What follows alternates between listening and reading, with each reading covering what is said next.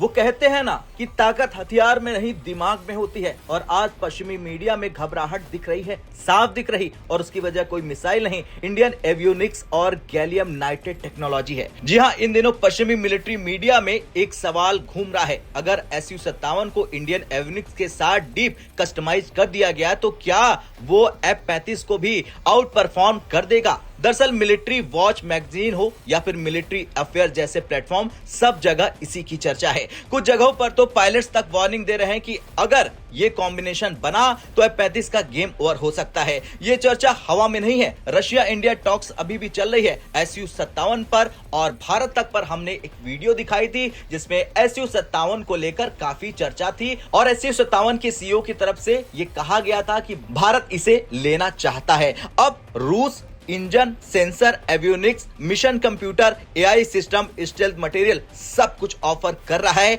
Air marshal Anil Chopra ने भी कहा है कि मदर ऑफ ऑल ऑफर्स, यानी रूस कह रहा है जो चाहिए ले लो। अब पश्चिमी मीडिया जिस एक चीज से सबसे ज्यादा डरी हुई है वो है इंडियन गैलियम नाइट्रेट यानी कि GAN टेक्नोलॉजी। भारत ने GaN based semiconductor chips, GaN based AESA radars अब खुद बनाना शुरू कर दिया है, और यही टेक्नोलॉजी सबसे खतरनाक है। अब आज की तारीख में F-35 में भी जेन रडार नहीं है, राफेल में भी गैलियम आर्सेनाइड नहीं है। ज्यादातर दुनिया अभी पुरानी टेक पर है। जेन रडार सिर्फ कुछ F-15EX कुछ 2025 ऑनवर्ड प्लेटफॉर्म में ही दिखा है, और भारत अब उस एलीट क्लब में शामिल हो चुका है। ये बहस तेज तब हुई जब ग्रुप कैप्टन MJ विनोद ने रशिया टुडे को इंटरव्यू दिया। उन्होंने साफ कहा कि SU-57 with Indian avionics can defeat F-35। बस यहीं से वेस्टर्न मीडिया ने इसे उठाया, रशिया ने इसे यूज किया और एनालिस्ट ने अलार्म बजा दिया। अब यह भी समझना जरूरी है कि पहले रूस कहता था SU-57 दुनिया का बेस्ट है, अब कह रहा है कि इंडियन एवियोनिक्स लगा दो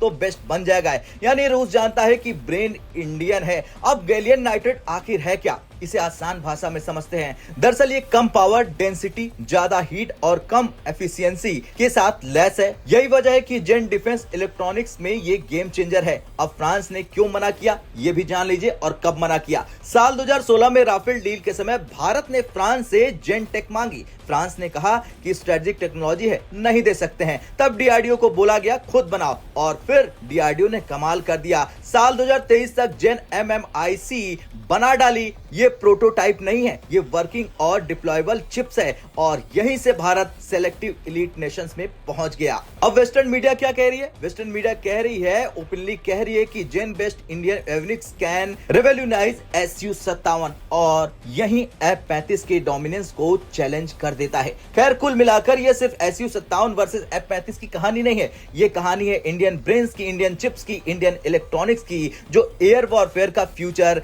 डिफाइन कर रहे हैं। अगर SU-57 प्लस इंडियन एवियोनिक्स साथ में आ गए तो सवाल सिर्फ ये नहीं होगा कि F-35 बेहतर है या नहीं, अब सवाल ये होगा कि अब हवा में भारत कितना आगे निकल चुका है। अब आपका क्या कुछ कहना है? जिस तरह से भारत के वैज्ञानिकों ने महारत हासिल कर ली है इस क्षेत्र में, उसे लेकर कमेंट कर अपनी राय जरूर दें।